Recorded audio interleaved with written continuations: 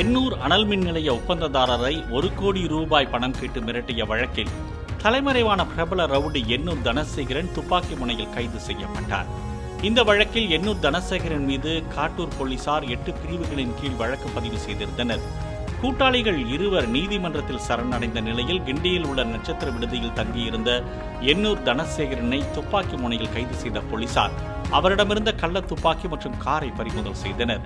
பல்வேறு கொலை உள்பட 50 வழக்குகளில் தொடர்புடைய தனசேகரன் குற்றப்பதிவேட்டில் A+ ரவுடியாக உள்ளதாக போலீசார் தெரிவித்தனர்.